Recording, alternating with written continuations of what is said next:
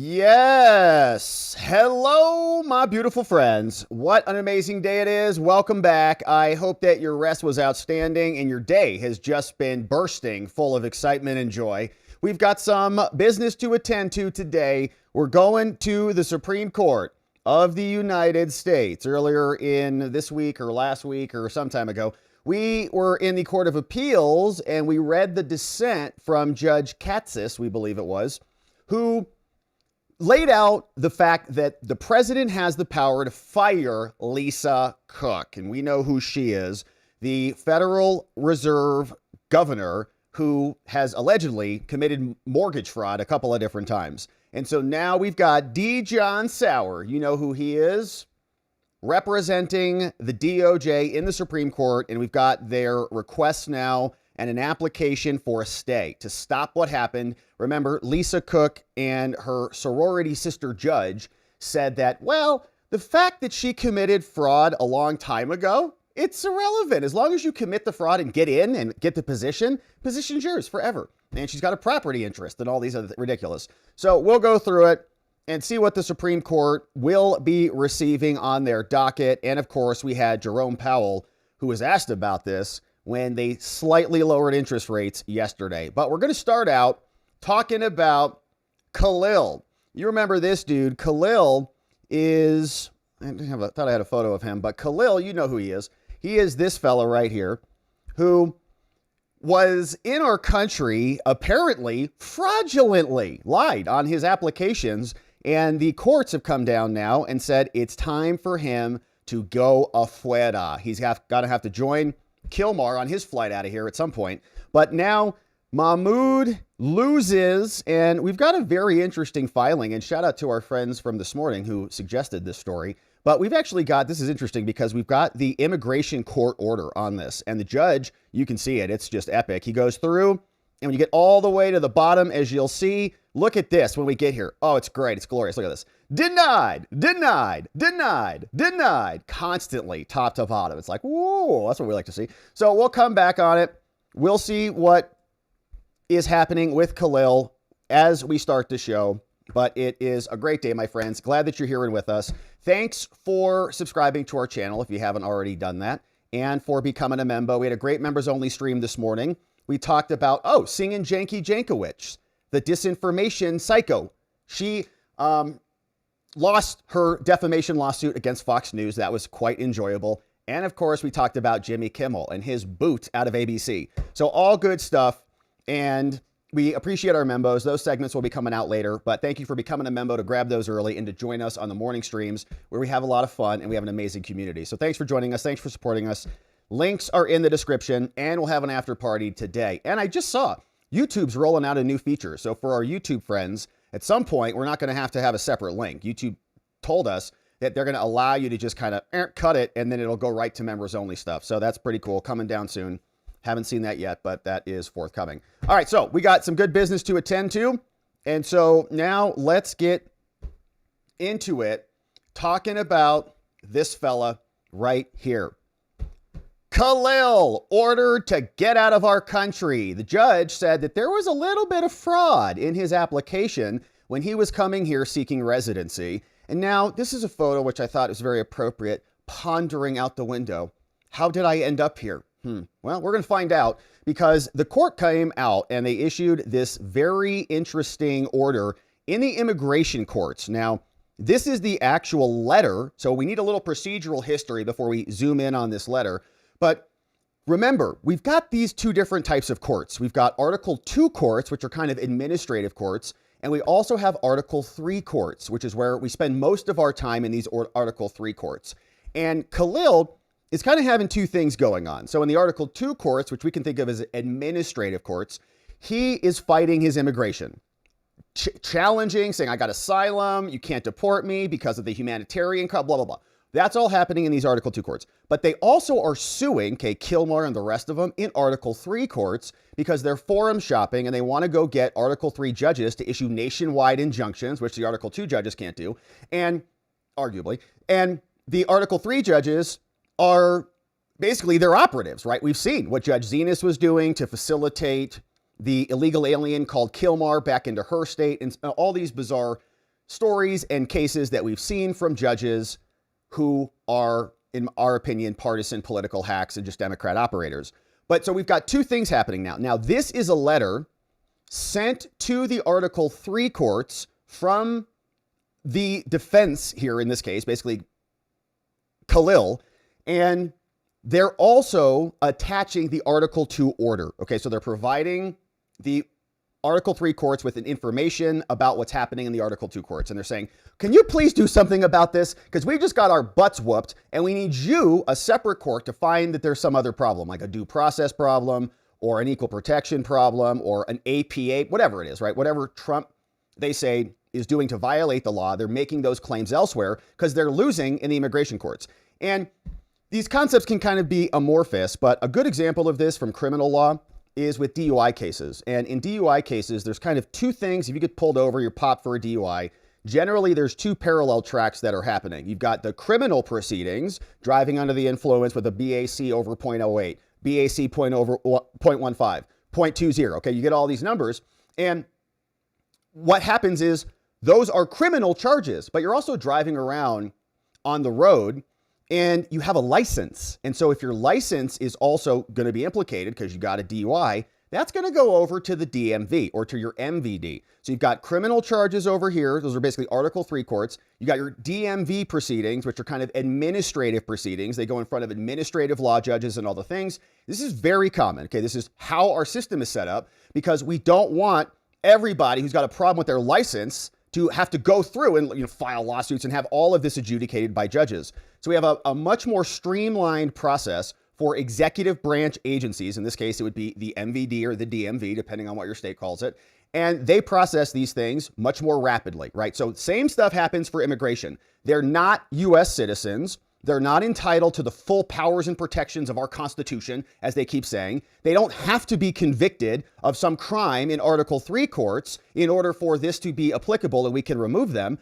They are properly operating in Article 2 courts, and even Kilmar, that judge, said he was removable. So they're all fighting about it. So with that in mind, this is the docket from the Article 3 courts. Okay, this is where they're saying, please help us. So they're sending this case over to Judge Michael A. Farbiars, and it's out of the District of New Jersey. It's saying, Khalil, please save us. Don't deport this dude. And so they sent this letter in September 17th, and in the letter, they attach the beautiful and very clearly delineated order that came down from the immigration courts, which, as you can see right here, is denying all of Khalil's requests, one after another. You're getting out of here. Of course, he's going to appeal it, so we'll see what happens next. But this is what they're telling the judge. They're saying, Judge, can you please help us? We're going to lose big time here, and our client's going to be sent to Algeria. Please help. Dear Judge, writes Khalil's people. And by the way, these people are from the ACLU, go figure, and the Center for Constitutional Rights. Okay. For what? Fraudulent residents who are trying to invade our country and bring their foreign conflicts over here. So ACLU of New Jersey, all these people fighting for American justice for fraudulent aliens now. New York Civil Liberties Union, Washington Square, ACLU, Draytell and Lewis, and Vanderhout and others. Okay, lots of people on here. This is a California firm, New York firm, Fifth Floor. Wow, on Sullivan Street. Wow, amazing. So all these people send this in. They say, all right, listen, Judge, our client's about to get obliterated and sent back to Algeria. And they write, we have a significant update. Please help. At the time of our last update, Khalil had several motions pending in immigration courts over there in Article 2. One was a motion to change venue. He wants to go to New York City. And 2 was an application for a waiver of the documents charge pursuant to the INA. They're going to flesh this out for us in the immigration order. And 3, a routine motion for a short time extension and more. But then on September 12th, the judge issued 3 separate orders denying all of the motions. And he didn't even conduct an evidentiary hearing. Oh no. Is he required to? Does he have to bring everybody in and have a little mini trial? Probably not. I'm not an immigration lawyer, but probably not. The judge can review the facts in front of him because that's how this stuff works. But they are trying to make these claims The same as any Article 2 claims. Like you need a hearing, you need a trial. Well, you want to have a jury too? Copies of the order are attached, and we're going to look at them. Now, they say, now as to the waiver application, the immigration judge found that contrary to current law, petitioner was ineligible for a waiver because he misrepresented himself. And it occurred as part of an adjustment of his status rather than upon physical admission to the United States. Okay, so they're going to be splitting hairs here. It's basically the Lisa Cook argument. Well, if he committed the fraud when he was coming in upon admission, like if that was fraudulent, then we can say that's a problem. But if he's already come in and then he just adjusts his status because he's already come through the front door and now he just doesn't like this seat, so I'm going to adjust this seat. It's a better seat, more permanent residence type of position. Adjust his status, and the fraud in that adjustment, they're saying, is different. He's already in here, okay? So he can lie all he wants. He's a permanent resident. Welcome to America. That's the kind of distinction that they're going to be making, so we'll come back to that. They also say, and the court issued a bunch of rulings that they're all taking issue with. Okay, so let's go down and read it, and then we'll come back to say what they're asking for because they're going to be notifying the judge. We need help. We're getting obliterated over here. Here's a couple of the orders that came down from the immigration court, okay? U.S. Department of Justice. Immigration is tucked under there. It's an executive branch agency. These are Article 2 judges, have been set up by Congress for this position. It's been happening forever, and now they're just very upset about it because they're actually processing immigration cases appropriately. So here's the order. All right, we're asking if you want an extension of time for consideration by Khalil. And the judge says, nope, it's moot. You don't need any more time to respond to anything because we're sending you home, so you don't need any more time. So that's denied. Next one comes out, Exhibit B. Here's what they tell us. Order of an immigration judge. They asked for a motion to change venue. They said, well, we don't want to be heard here in LaSalle Immigration Court. We don't want to be there. We'd like you to transfer us over to New York, where the immigration judges there, I guess, love illegals or love fraudulent residents. And saying, having been satisfied, change of venue is moot, denied. You don't need it. You're leaving. So there's not going to be an evidentiary hearing. We're not doing anything else. You're done. Now, finally, the big one. Okay. And here's where we get with Exhibit C. And here is the actual final order. And we're going to get to see a lot of details about who this dude is. So in the matter of Mahmoud Khalil, and this is his due process. Okay. So for all the lefties who are constantly screaming, what about due process? It's right here. It's in writing. You see it. Look at all this analysis that's going into this conversation. Plenty of due process. No. They want more. They want due process premium. They want to have even more rights than anybody, really, essentially. They are let go by the FBI.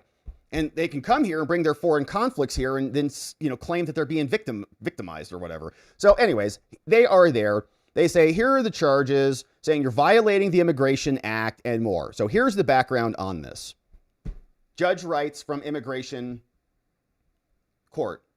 All right, on June 20th, the court issued a written decision denying Khalil's application for asylum, denying the withholding of removal under the act, and denying any relief under the Convention Against Torture, because that's what they claim, same things that Kilmar claimed, and ordered him removed to Algeria or Syria in the alternative. He can go to either one. And so our June 20th decisions are hereby incorporated by reference. So we're just piggybacking off something we've already decided as well. So then on July 3rd, Khalil and his ACLU lawyers filed a motion to reconsider. No, we don't want to send him to Algeria. Can you please look at this again? The DOJ responded. They said, no, we oppose this request of reconsidering anything. And then they filed a reply. So the court denied that motion too. I'm not going to reconsider anything. It was a perfect decision. Get out. So then on July 17th, the District Court for New Jersey, okay, so a separate judge who is in a separate branch of government, okay, literally, like the judicial branch, the Article 3 courts, which is referencing the judicial branch, Article 2 is referencing the executive branch. So here the DOJ is processing these, and the Article 2 courts are now getting orders from Article 3 courts, saying, issued an order clarifying the meaning of a prior preliminary injunction order. Okay, so now they sue over there. They don't like what's happening here. You see, they just lost. So then they go over to New Jersey and they get that judge to issue a ruling. And this one came after, so the timeline's a little bit, off. So they're suing here as the immigration is proceeding. So it looks like the district court, they filed even before this court issued a written decision. Okay, so they're suing, and we saw this, like immediately they're suing in the Article 3 courts. They've done this for all the illegals, and then the judges come out and then say, well, nationwide injunction because the illegals need due process. You say, well, they got it over here in the Article 2 courts. It's not due enough for them because they're special and they're better than you.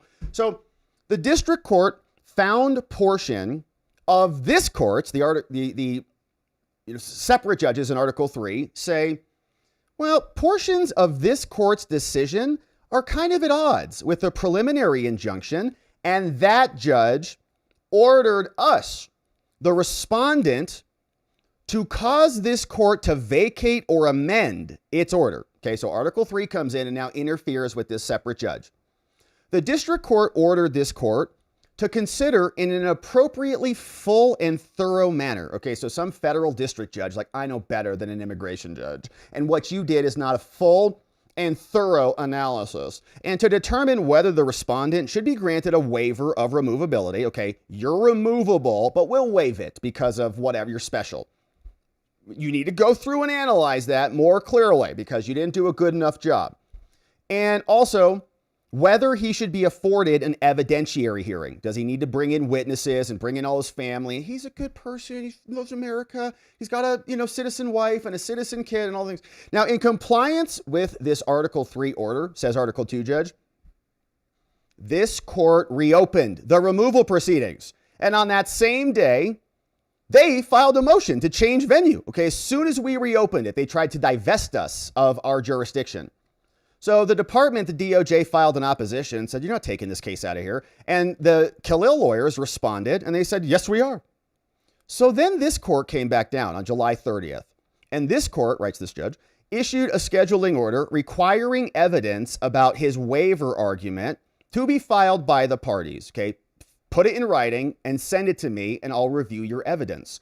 On July 31st, pursuant to the district court's order, the court issued an order vacating its April decision that found him removable. And so therefore, we also are incorporating that. So they're basically setting this up for more proceedings. Now, the respondent submitted additional evidence. I said, get it in. They got it in August 11th in support of his request. This is, I know I'm removable, but you should waive that obligation because of the following. And so the court now issues a written decision. They've sent in their facts, their evidence, and here's my decision.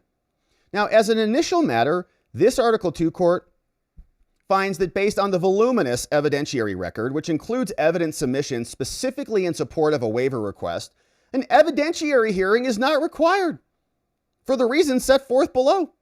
We don't have to give him any hearing on this. Here's what they presented, okay? So the record now contains additional exhibits, numbered 36 through 56. The court has familiarized itself with the entire record and considered all the submitted evidence, regardless of whether it's even mentioned in this decision. So I read the whole file.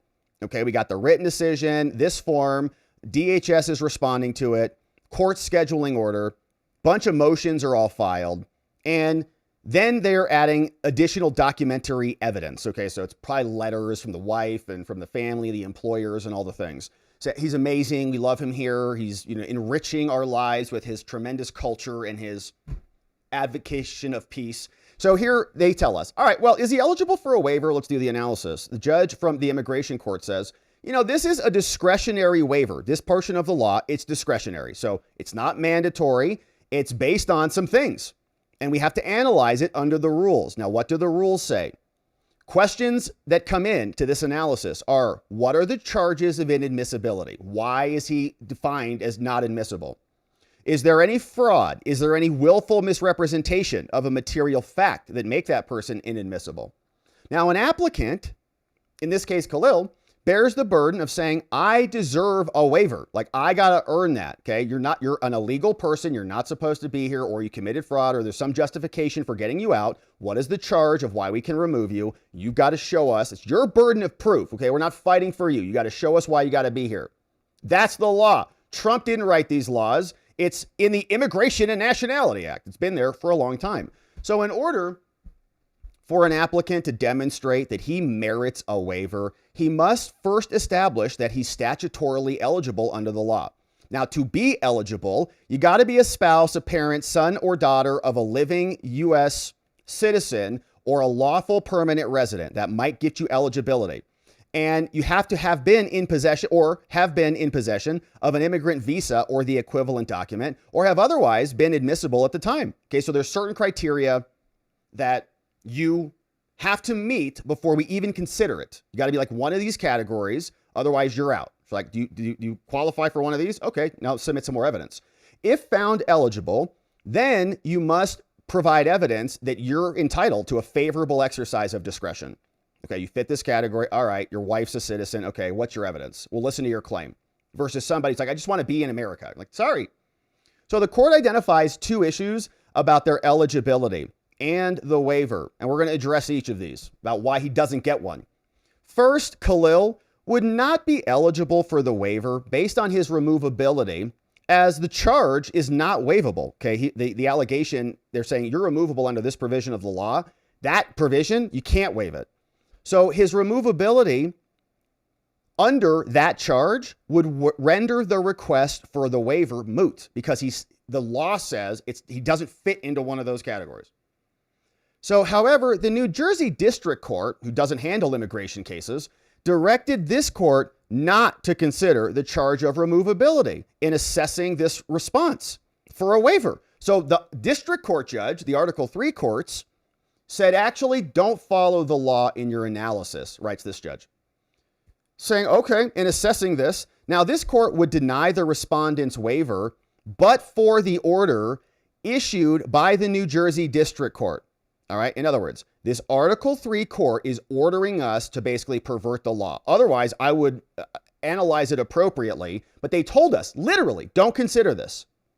So, okay, therefore, I'm compelled to make alternative findings consistent with the order issued by the New Jersey District Court. Okay, this is insane, because this judge, reading between the lines, is saying, they're basically forcing me to come to a certain conclusion by saying, take this provision of the law out of your analysis. He says, I'm not going to do that. I'm going to find a different way to make him removable. Watch. Now, second, this court also finds a conflict in the case law as it relates to the eligibility for a waiver so you can stay. Now, at its inception, the law did not allow a waiver for fraud committed during the adjustment of your status. So if you come in and you're fraudulent, problem. If you're here and you make an adjustment of status and you're fraudulent in that statement of adjustment, that's a problem too. Saying, now others did not allow for a waiver, but did allow it only applied to fraud at the time of entry. Okay. Now, then in another case in 2015, the board, the immigration people, deviated from the case law, and that followed Congress's original intent for the waiver to apply only to those who committed fraud at the time of entry. Okay, so giving us a little breakdown on this distinction. When was the fraud committed? Saying, now, we'll fast forward through some of this. We don't know what the definition is exactly. There's a little bit of a conflict. But each of these circuit cases considered the congressional intent. And the Fifth Circuit, where this court sits, says that the plain language is the most instructive. And so if we follow this line of reasoning, this supports a finding that Congress never intended the waiver to apply to aliens seeking post-entry adjustment of status, because the plain language limits the waiver to those who are only inadmissible at the time of admission. Okay, he can't use this waiver. If Congress wanted the waiver and the ability to ask for the waiver to apply to other people who are already past the process, they would have said that and written it in there, but they didn't. And the case law doesn't support it. But nevertheless, okay, so the court will continue its analysis and make alternative findings in the event a higher court says that he is actually eligible. Okay, so he's kind of like, giving the nice little backhand to the district court judge, saying, here's how this works, just so you know, and this is why we analyzed it. But I don't even need it to support his removal. So they write, assuming for the sake of argument, arguendo, that the respondent is statutorily eligible for a waiver. Okay, so he meets the threshold. He falls into this category of the law, so we can grant him one if we want. He must also demonstrate that he actually warrants a waiver. as a matter of discretion, which I have. Now, the court must balance the applicant's, in this case, Khalil's, undesirability in our country as a lawful permanent resident with the social and humane conditions that are present. We have to do this balancing test. Is this person going to be good for America? Or if not, then do we have to keep them here? Because if we send them out, they're going to have their pupusas attacked or whatever. Favorable considerations include family ties. That's in favor of staying. Residence of a long duration, especially when this person was young. Any evidence of hardship to the family if the deportation occurs. Stable employment history. The existence of property or business ties. And a bunch of other things. Does he have good character? Now, adverse factors on the other side. Are you a fraudster? Have you committed misrepresentations? And if so, what was the nature, seriousness, and recency of your criminal record? And any other evidence that is applicable to the bad character or undesirability of this person in our country. That's the law. Rubio's not making it up. This is an immigration judge. Now, the court acknowledges the positive equities in Khalil's case. They say, well, actually, he does have family ties here. He was here for just a short tenure, but he does. He's got a U.S. citizen wife. He's got a U.S. citizen infant son. Now, although not the exclusive factor, we can also ask about hardship. Turns out, Khalil's wife is gainfully employed. She's got a job.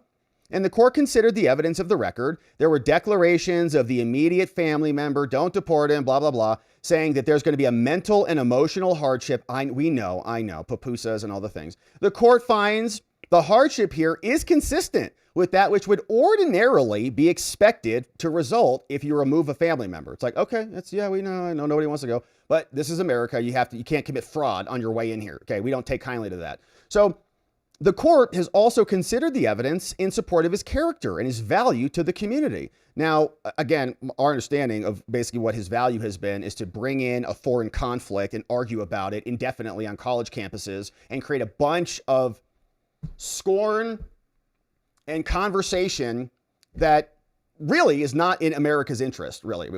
Our university should be focused on America, okay, and not indulging these foreign conflicts. Now, the most obvious negative factor here comes from Marco Rubio. They say, actually, Judge, if you let this dude in here, there is a potentially serious adverse foreign policy consequence for the United States. Now, I don't know exactly what that is. Like the Israelis will be mad at us or something or what, but it's Rubio's decision. And Rubio is in the executive branch, okay, along with these immigration proceedings. And so he's saying, look, this is a pretty important factor. Rubio is a presidentially appointed and Senate confirmed Secretary of State. So you want me, this judge is thinking, to substitute my judgment for that? He says, as previously found by this court, the immigration judge lacks authority to question foreign policy determinations made by the Secretary of State. Clearly, this judge doesn't think he's the president. That's why he's in Article 2, not an Article 3 judge. The court finds this factor alone outweighs the positive equities with Khalil, and the court denies the waiver as a matter of discretion on that basis. However, this court will make alternative findings as to the discretion independent and apart from the Secretary of State, okay? So he's saying, look, Rubio says he should not be here. Khalil's family says he should be here. Rubio wins that argument, all right? But I don't even need that to win my case either, okay? So that's fine. Balancing the equities on my discretion, Rubio wins, Khalil has to go. But we don't even need to talk about that, this judge says. It's good. Wholly independent from consideration of the foreign policy determination by Rubio, we also consider negative equities in Khalil's case, and here's where we get into the fraud. They say Khalil lacks longtime residence in this country. He's only been in the United States since December 2022, just shy of 3 years.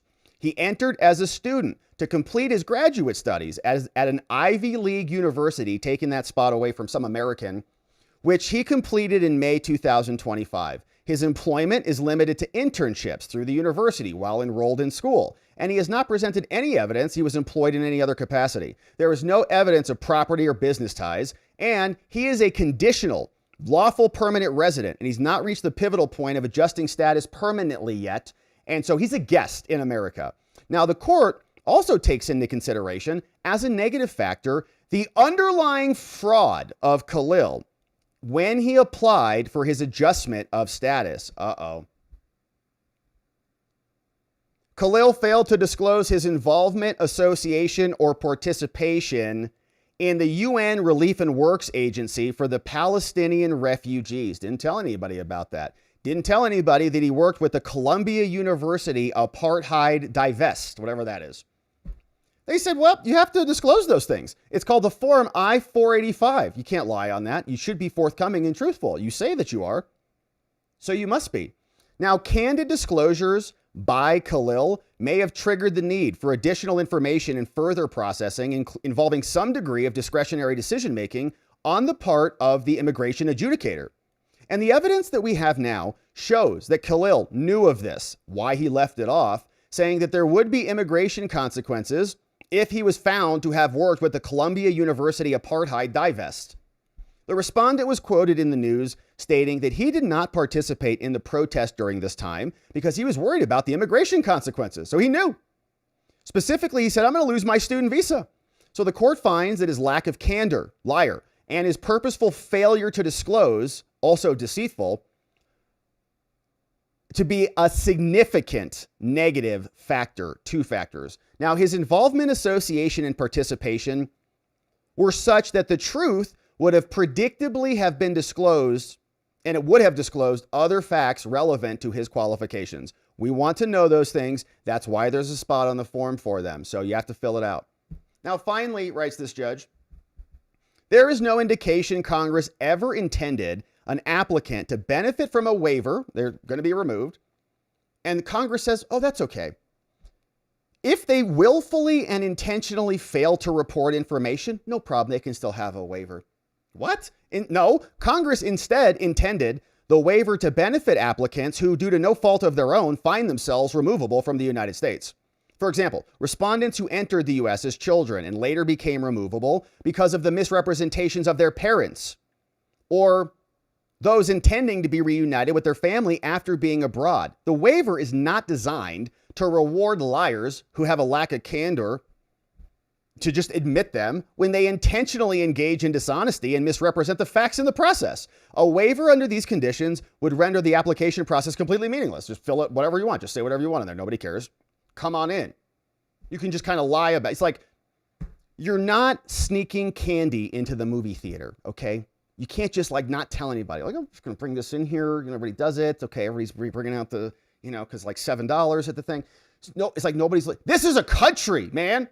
You can't just leave stuff out. A waiver under these conditions would render the entire thing meaningless. Now, the court finds that this guy's intelligent, Ivy League educated individual who understood the bold and the capitalized letters at Part 8 and page 9 that required the disclosure of any of these affiliations. And the court further finds that Khalil understood the consequences that the candid disclosure of his affiliations might lead to more questions. He knew if he told them about it, it might result in a denial of his application for conditional permanent residency. And so this court finds that the respondent's lack of candor, liar, on his I-485 was not an oversight by an uninformed, uneducated applicant.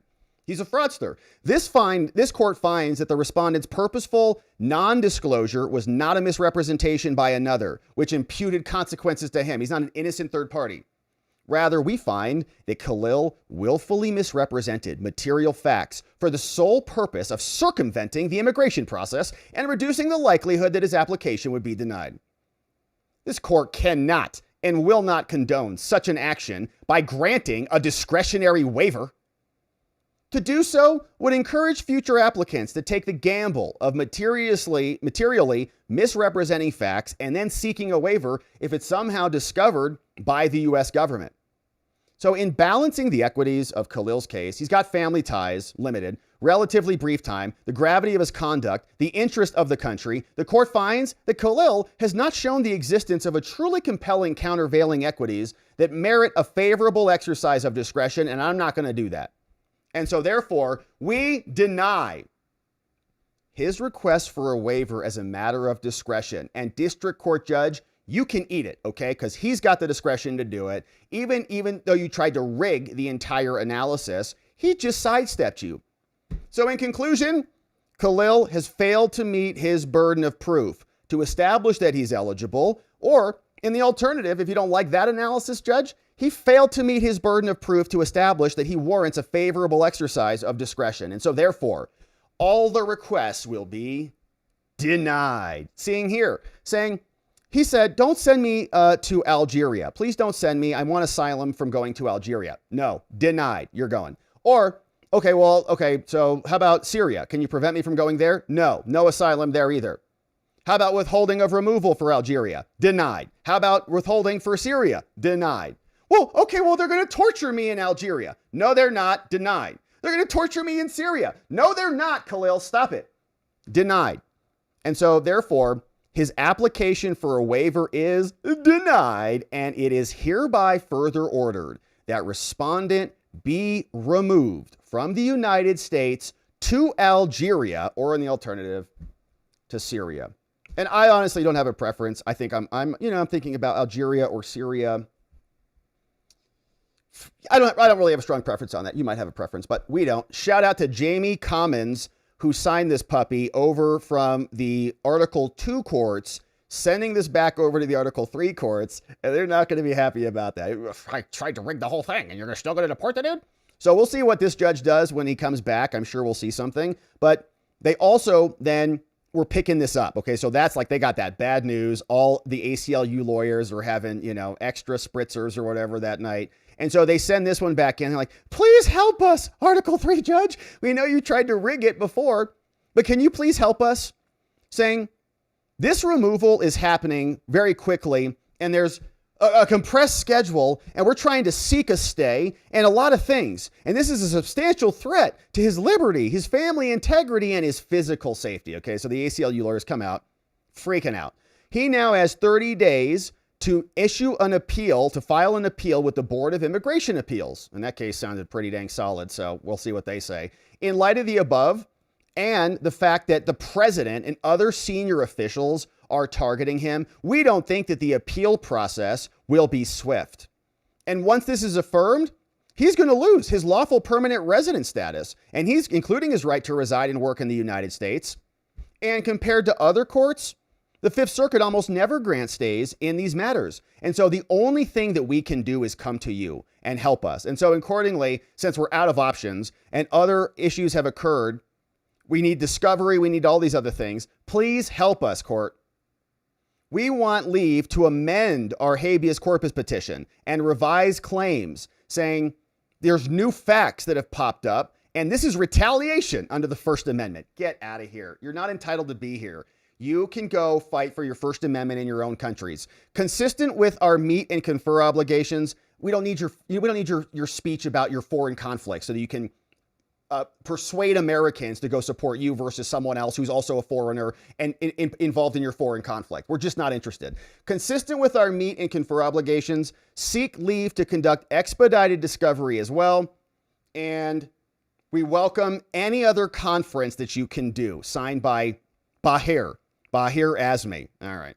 So send that one in. And it's the Center for Constitutional Rights, apparently for foreigners who commit fraud in their applications into our country. They deserve First Amendment protections too, while they're lying to us. They have the free speech right in America to lie to you on their forms, okay? Stop being such a bigot, Rob. All right, so very, very nice decision. And that was an instructive opinion, I will say. I think we got to see how this one immigration judge can just run circles around the Article 3 judges. And the Article 3 judge, of course, will respond. We'll see what they say in response to this. But somebody who's a big fan of Khalil and who is a part of the squad got into it today with Byron Donalds. And she was calling him a member of the Third Reich or something. Here's just a little snippet of this. Hard to listen to, but here is what went down today in Congress. But Mr. Chair, but you all live here, and you're not telling people the beautiful parts that you do see in our nation's capital. And no, it's just wrong how we're doing it. Chairman, I think it's insane that the young lady doesn't have an argument, but she's going to refer to me and some of my colleagues. Mr. Donald, we were from the Third Reich. This is insane. You're going to look at 14, 15-year-olds as a bunch of criminals? It's insane. Do I look like a member of the Third Reich to you, Ms. Khalil? Please. Is that what I look like to you? You're the one taking your voting card. Is that what you think? Is that what you think? Is that what you think? No, that's I think it's radical and I think it's insane. And I'll respect everything that you say, but to say something like that to myself and all of my colleagues is way out of line. It's way out of line. All right, so she's calling Byron Donalds a Nazi white supremacist, I think, which don't know how she justifies that. Maybe she needs some thicker glasses to see who Byron Donalds really is. But all right, so Khalil getting deported, Syria or Algeria. They both sound like nice places. He'll have a great time there, and he can go and do his protest over there and settle his foreign conflict in a foreign land. Bye-bye. All right, so we got that. Now, we're going to the Supreme Court, and here is another one.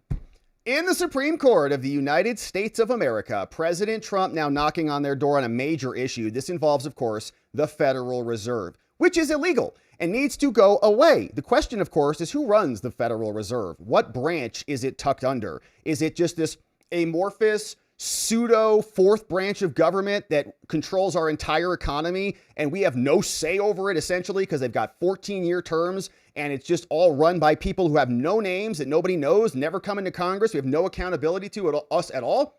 Is that a democracy? Is that a democratic republic? No, it isn't. It is a rigged system that is not accountable to us, and they've sold it to everybody under the name of economic stability, and they're going to handle inflation, and we're never going to have any bank runs because, of course, as you know, we've not had any of those since 1913. Okay, so now Lisa Cook, this is a big issue because it is begging the question, where does the Federal Reserve live? And we know where it lives, under the executive branch. We have one executive branch. The Federal Reserve Act of 1913 was an act. It's not an amendment. And so they can't create a third branch of government that is immune from executive oversight. So Lisa Cook, as we know, many alleging that she is a mortgage fraudster many times over. She had a criminal referral, which was sent from Bill Pulte over to the DOJ. She's under investigation. Trump fired her, saying, I have the executive authority to do that because I'm the president. She sued. She's got a hack lawyer called Abby Lowell.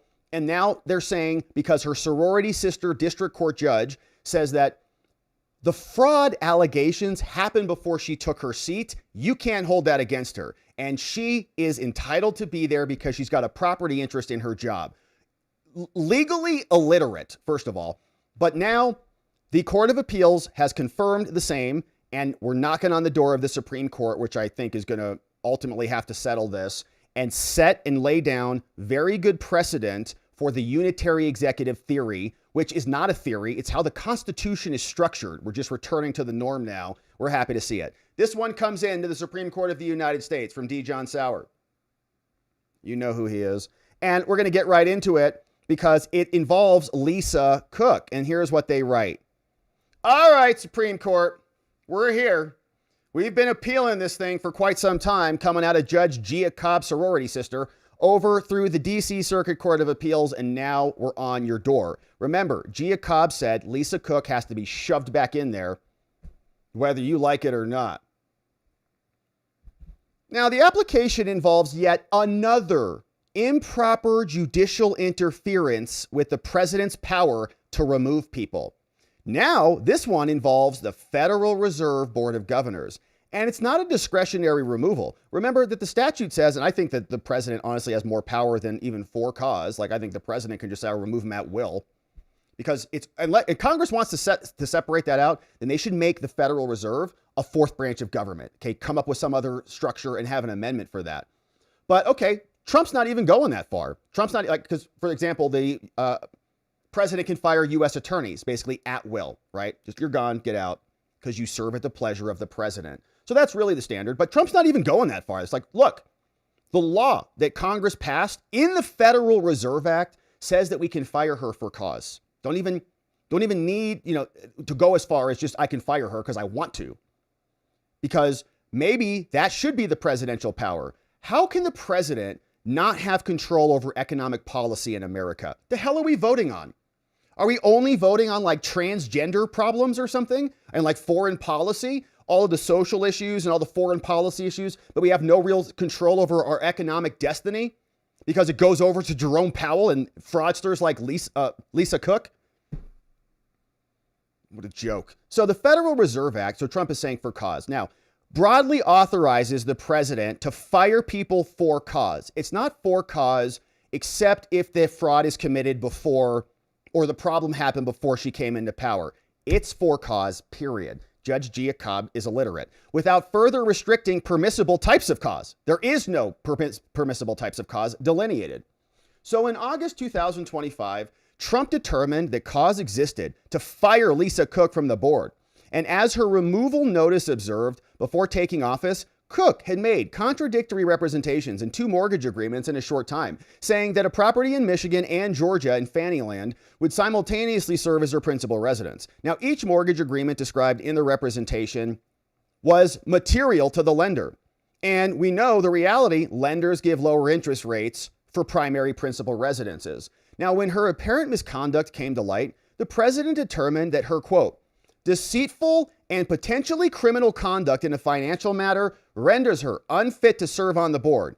And at minimum, either demonstrates, 1, the sort of gross negligence in a very important financial transaction that calls into question her competence, or she's a liar. And her trustworthiness is in question as a financial regulator. So it's bad either way you cut it. If she screwed up on the documents twice, can she read?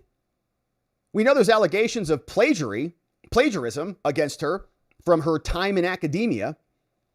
Somebody else doing that? To this day, Cook has never attempted to reconcile these representations at all or offered any substantive justification. There was that one word clerical in one of their filings. Well, it might have been clerical, but maybe not. But the district court nonetheless reinstated her, Judge Giacob. And if you're not familiar with Judge Giacob, got a file on her over on watcherfiles.com. And this is her. Judge Giacob, she's a brand new judge. She was just appointed by Joe Biden in 2021. And she's a sorority sister with Lisa Cobb. And we've covered the progression of this case until we got here to the Supreme Court. She issued the preliminary injunction and shoved Cook right back down everybody's throat. And the Court of Appeals didn't stay it.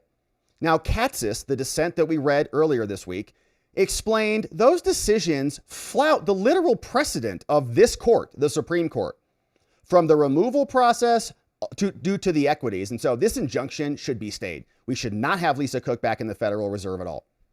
Now, this application, to my earlier point, doesn't contest the constitutionality of the for-cause removal provision. It says we're literally in compliance with the law. I would argue, I think the right argument is that the Federal Reserve is unconstitutional, but they're not going that far because that's a big ask, right? It's a big question.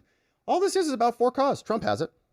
Now, to start, the government is likely to succeed on the merits because Cook lacks a Fifth Amendment property interest in her position, which is a disgusting even idea, right? That you have an ownership interest, a property interest in a Federal Reserve Board seat. Like you own that. And if you deprive somebody of property without due process of law, that's a problem. But she doesn't have a property interest, so there is no deprivation happening.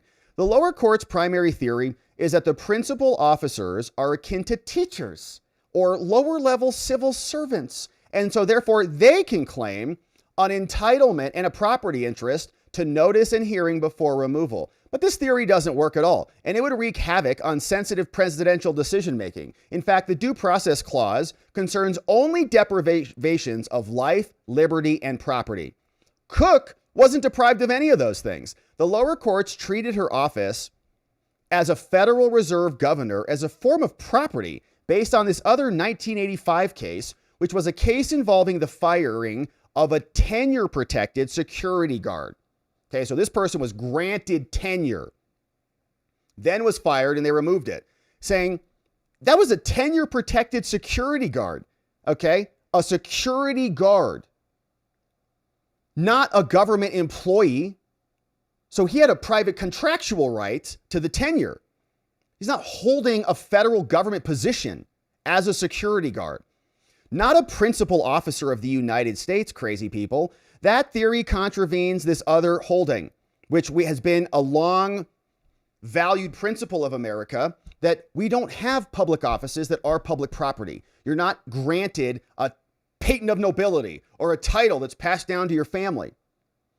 And that an officer has no vested interest in an officer to which he's appointed, even if you're removed from cause. Now, the lower court's due process theory would invite judicial micromanagement of the president's Article 2 powers, which is exactly what Judge Gouveia wants to do. Now, regardless, due process is a flexible concept, and so whatever process is due to principal officers was given here.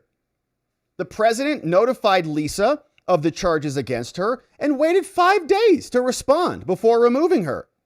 She provided no explanation at all. So having declined to bring any defense to Trump's attention or to dispute any material facts at all through her lawyers or anybody, Cook cannot complain about insufficient process. She got plenty of process and just sat there, not doing anything. So then Judge Gouveia, she said, well, alternatively, the president's reason for removing her, unexplained mortgage fraud, is not actual cause because she committed the fraud pre-appointment. Okay, so as long as you can just get in, like get through the doors, man, or rather get out of the doors, right? It's like a Black Friday scene. As long as Lisa Cook runs out the front door with the big screen TV, 2 of them under her arms, huffing it out of there, as long as she gets out, she's good. Nothing you can do. Sorry. She got him. Nothing you can do about that. She has to be your Federal Reserve governor. So that rationale is so flawed that the DC Circuit did not adopt it, and even Cook didn't press it. Okay, nobody said that. It's ridiculous. The Federal Reserve Act's broad for-cause provision, that's all it says. It doesn't say for-cause after appointment or for-cause only for, criminal convictions or anything, or for, anything. It doesn't say anything. It's whatever you want. For-cause. Who decides the cause? The president. Well, we don't like that cause. Okay, well, you should be the president because you're not. But so long as the president identifies a cause, the determination of some cause relating to conduct, ability, fitness, or competence of the officer, the president has unreviewable discretion because they're the president. Judge Gouveia Cobb is now thinking she is. That came from Judge Katsas, which we read. The president's strong concerns about the appearance of mortgage fraud. John said, Lisa's not running out the door anywhere. She's not running anywhere. Says, based on facially contradictory representations made to obtain mortgages by someone whose job is set to literally set interest rates, it's the appearance of impropriety in addition to the actual impropriety. And the appearance of impropriety absolutely satisfies cause. Now, that is especially true here, where Cook has not disputed any material fact or offered any plausible justification for her conduct at all. Just sat there and didn't do anything. By reading in an atextual requirement that those representations had to occur while she was in office, Judge Gouveia disregarded Congress's literal choice. Okay, they could have put in here, you can only remove for cause like inefficiency, neglect of duty, or malfeasance in office, all right? That's a standard, which is a broader formulation that's been discussed in other cases, but Congress didn't write that into the statute. And so Judge Gouveia, her logic would create results that Congress never intended, and it would have prevented the removal of a governor if somebody committed a murder before taking office, or who bribed a senator to ensure confirmation, right? That's a great example. You can do whatever it takes, but as long as you're confirmed, you're good. Now, in addition, Judge Gouveia, she lacked authority to order the reinstatement. It's ridiculous. And a bunch of other cases have already come down, okay? She's just ignoring the Supreme Court because her sorority sister needs her to. So Trump versus Slaughter, Trump won, person's gone. Trump versus Boyle, Trump won, Boyle's gone. Trump versus Wilcox, same pattern. The remedy is not to force them back into the executive branch. If they want to go sue and make a claim for monetary damages, they can go do that. But the remedy is not you have to work with this person who the executive branch fired. And the Supreme Court confirmed that many times. So this conclusion is particularly clear in this case too. You can't shove Lisa down Trump's throat. The equities too also favor Trump and the government, writes D. John Sauer to the Supreme Court. The government faces irreparable harm for allowing this person to continue to function in the executive branch over the president's objection. And moreover, Trump has determined, the president, that because of her serious misconduct, the American people cannot have full confidence in her integrity. We can't trust that she's faithfully executing the laws. And so we require her immediate removal. That's cause. That the Federal Reserve Board plays a uniquely important role in the American economy, which is ridiculous. And again, you may think, Rob, you're economically illiterate. You don't understand. We don't want ebbs and flows. We don't want every 4 years the president to come in and make broad changes to the American economy. We don't, really? Is that right? How are you ever able to flesh out what the right economic policy is if you can't set it? Because it's been delegated to a bunch of unelected, basically indefinite governors. Trump can come in and say, I'm going to drop interest rates to friggin' zero if I want to. Enjoy, America. Go wild, right? Or whatever. Because he can set economic policy, or some other government branch can. The House and the Senate, who delegated a lot of this over to this new agency. Maybe they should do some of this work and stop being such big babies, because those other branches are actually accountable. We can actually vote for them and have oversight over them. But we have very little over the Federal Reserve. And so, yeah, things might be a little bit chaotic for a while. But then we can know, laissez-faire economics are good. Keynesianism is much better, whatever it is. But right now, it's not even part of our conversation, because the Federal Reserve sets the rates and then everybody comes out and responds to it. So now, again, I get so irritated with this uniquely important role. What are you talking about? It came around in 1913. Been around for like less than 100, over 100 years, okay, just barely. In our country, the whole country was functional up until that point. There were different mechanisms for handling this, and they keep telling us, like, we manage inflation. We have to manage the monetary supply. Look around. Put simply, the president may reasonably determine that interest rates paid by the American people at least should not be set by a governor who apparently lied about material facts so that she could get lower interest rates herself, and refuses to explain the apparent misrepresentations completely. So this court, Supreme Court, should stay the lower level court's deeply flawed injunction and grant an immediate stay. And don't make us have Lisa Cook in this fake branch of government. Here's what they tell us, okay? More background on the disgusting Federal Reserve. In 1913, Congress enacted the Federal Reserve Act, because they're just pathetic. And they're like, we can't handle this ourselves. So we have to create some other board to handle this for us so that we can just continue to be here and grift off the public without doing any actual contemplative work. 2 decades later, then Congress enacted the Banking Act, which reorganized the Federal Reserve and gave us the modern structure. So it's even more recent than I was saying.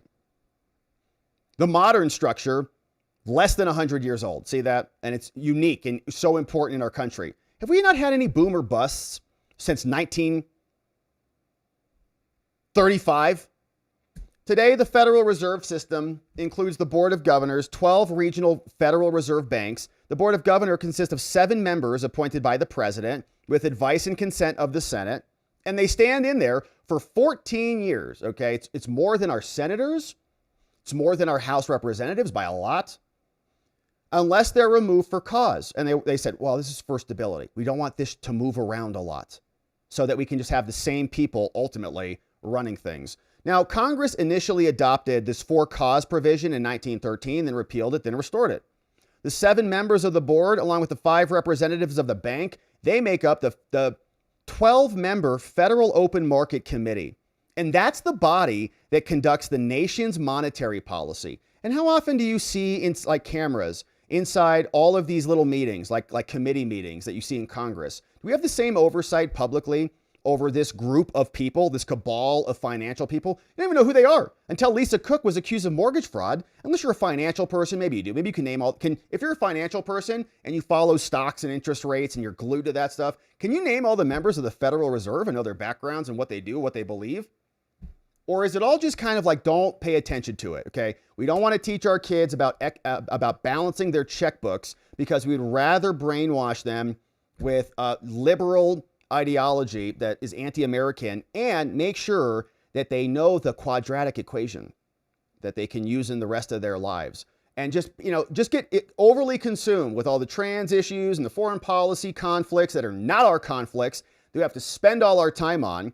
Meanwhile, our entire economic soundness is being governed by some unelected cabal of people who, as far as we can tell, are terrible at their jobs. We have all the economic crises. We have all the bank failures. We have continual inflation no matter who's in charge. They print like idiots.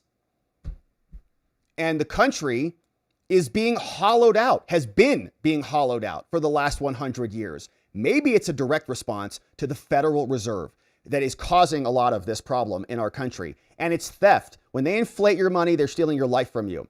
The labor theory of property is you mix your labor with the resources of the world and you get property rights in that. And when the government inflates your money or taxes you to death in order to manage the economy or whatever it is they're doing, they're stealing your life from you.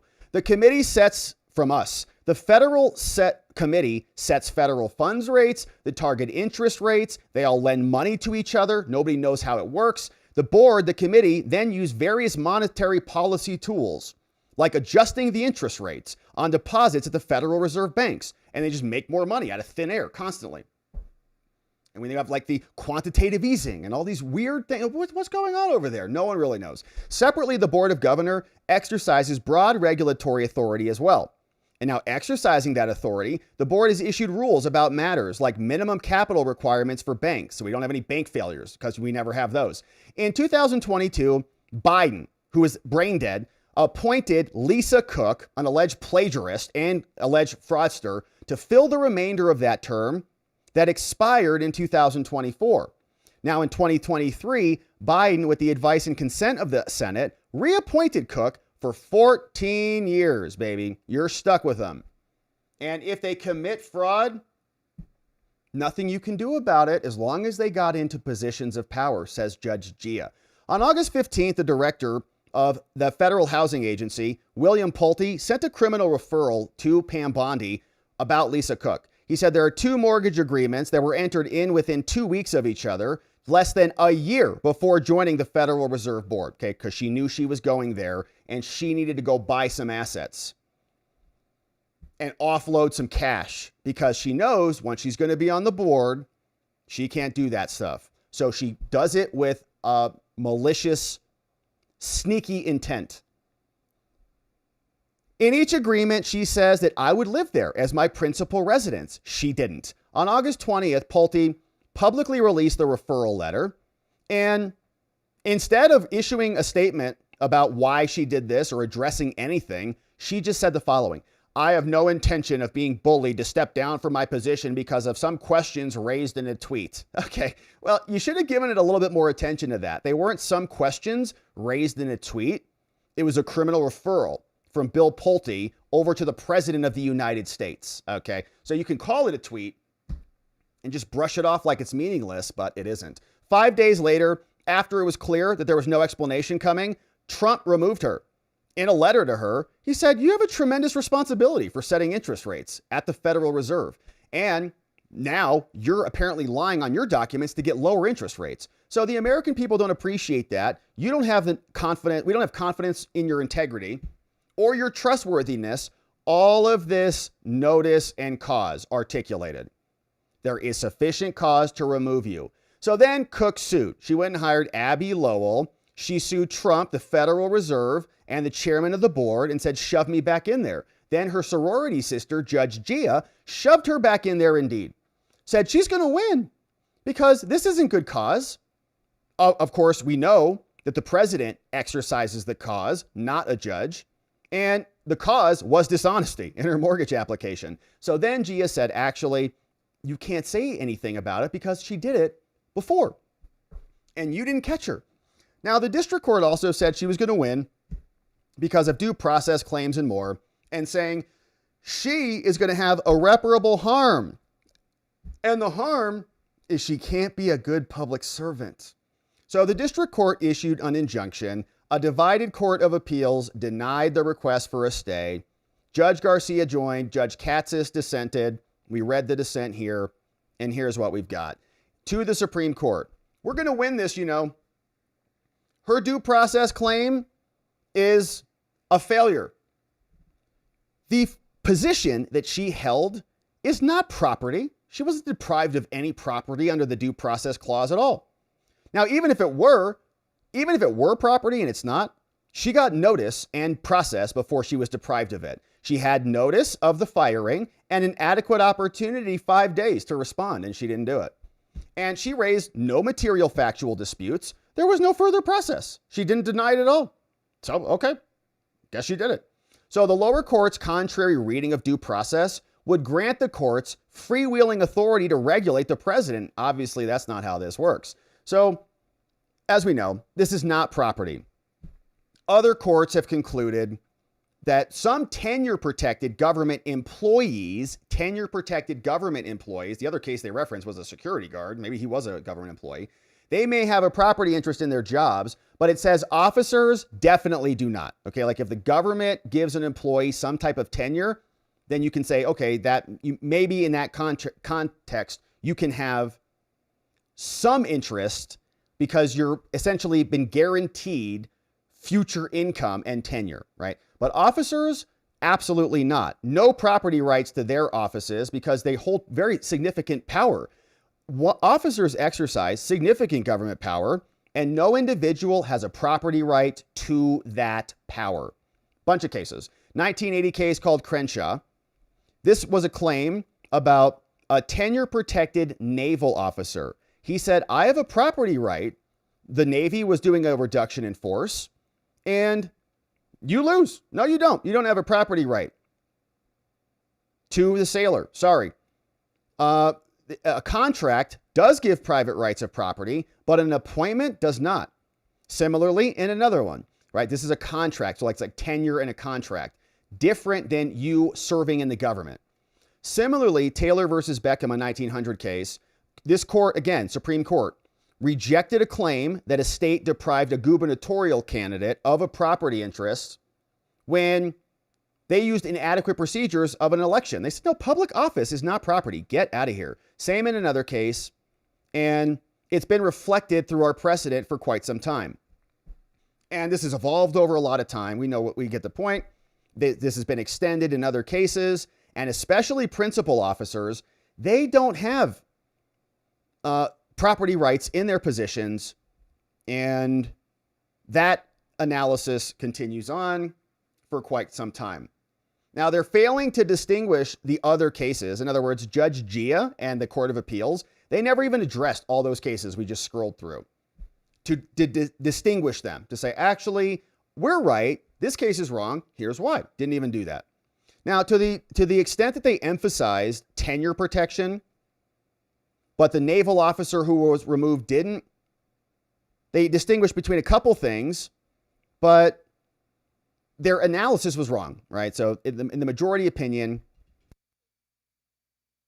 again, a lot of case law here, so we're fast forwarding through it. You see all these, anytime we see these italics and these numbers, lots of cases that you're just quoting, and we are looking more for analysis. Now, Cook, she received notice of the charges. So all of that explains the rules, and they all are applicable to Lisa. She got notice of the charges once Trump published the referral.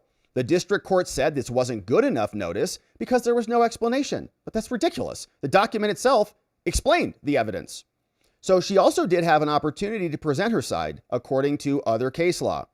And she didn't. She had an opportunity to explain why no misconduct occurred, and she spurned it. Now, even now, it's unclear. What would a hearing even accomplish? She's not responding to any of those things. And at no point did she identify any material factual dispute at all. Neither in her complaint nor in the multiple briefs. She just calls the accusations unsubstantiated, even though the mortgage agreements on their face contain contradictory representations. She hints, though never directly says, that they were error, hints at it with like that clerical word, from error rather than intentional wrongdoing, but she doesn't actually say that. But intentional or not, the misstatements is deeply concerning. Doesn't matter if she intended to do it or not. It's either intentional or it's negligent. So which one do you want? Either one's bad. Even if her acts reflect negligence, the president expressly determined that her lack of care is cause. It calls into question her competence as a financial regulator if she can't even fill out her own documents. Now, Gouveia, the judge at the lower court, said Trump didn't have cause to remove her because her conduct happened before you found out about it and appointed her anyways. And she relied primarily on that theory. Even though she did, the Court of Appeals didn't invoke it at all. And even Lisa Cook didn't bring that up because that's ridiculous, obviously. Now, the phrase for cause says any reason. It's not only for cause while in office. So what happened is the lower judge rewrote the law and imposed an in-office requirement where one does not exist because she is legally illiterate. Now, the determination of cause goes to the president. Gouveia can't substitute her discretion for the president's discretion because she's not the president.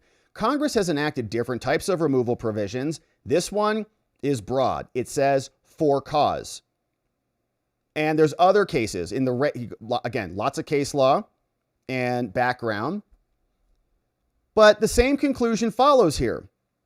Anytime we're talking about judicial review of a presidential action, can a judge substitute their decision for the president's? Obviously not. When Congress means to authorize judicial review, it says so very clearly. The statute here is not that. And so the canon of constitutional avoidance says she cannot review this here. The president's removal power, according to precedent, is conclusive and preclusive, meaning that exercising that powers may not be regulated by Congress or even reviewed by the courts. That's from another Trump case out of the Supreme Court. It's in the Constitution, so you can't limit it. Otherwise, it's a violation of separation of powers. Now, this court, the Supreme Court, this is an open question. Whether an exception to the removal power allows Congress to restrict the president's power to remove members of the Federal Reserve.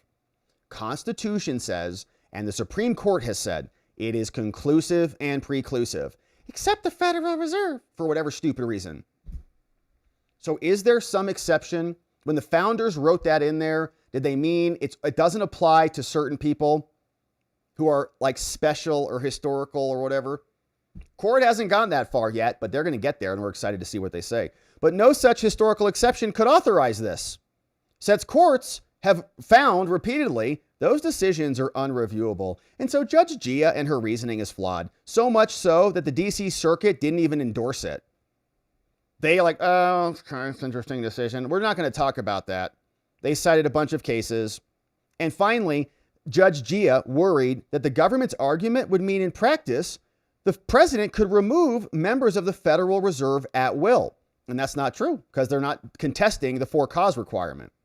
I would say he can. Unless there's some other example of historically where the president can't remove somebody. And I don't know what there are. Now, that is incorrect. They write, if the president provides no reason at all, a court could review that because the court is saying you're outside of alignment of the statute. And we think the statute's unconstitutional. But once the president identifies a cause, judicial review must cease. He identified the cause. You can't say it's a bad cause or a good cause because now you're deciding on the cause. Courts, and the president has been delegated that power. Courts normally do not look behind a facially valid justification. If you did that, it would risk exposing the president's actions, everything he does. You could substitute your judgment. You could just say, actually, that's not good cause. That's improper cause. You don't get the right to say that. And if Congress is unhappy with the presidential decision, the proper check and balance on that is to impeach him or to conduct oversight over the presidential officers. The district court's concerns are particularly misplaced because the president has an independent obligation to faithfully execute the law, okay? Necessary and proper over in Congress, take care over with the president. It creates this beautiful tension that we want to see a lot more of. Tired of this cozy relationship between all the branches. Like, well, we don't really want to do this. You guys want to? Sure, we'll handle that for you. And sure, set this board up over here. All these independent people to do whatever the difficult things are, so we don't have to be held politically accountable for it. If Congress was to set some, banking or financial policy, and it was terrible, then we could get rid of all of them. But we can't do that because we got the Federal Reserve. So the president, moreover, is the most democratic and politically accountable person in government, which is why the decision rests with him. And Trump had sufficient cause. Okay, we understand this argument. For cause is very clear. If you have less confidence in them, then you can. Now, you also shouldn't be trying to step over the president like Judge Gouveia is doing, according to constitutional avoidance doctrine.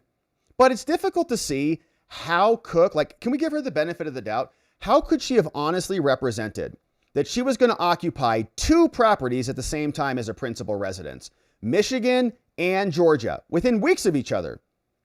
She hasn't offered any explanation on this. And the word principal, it means first or rank of highest importance. It's her principal home. Does she not understand what it means? So if she made these contradictory representations knowingly, they could even be felonies, okay? Bank fraud, false statements. And even if she made them inadvertently, it's gross negligence. So either way, Trump wins. That is cause. Fraud is an excellent reason for removal, not merely a permissible one.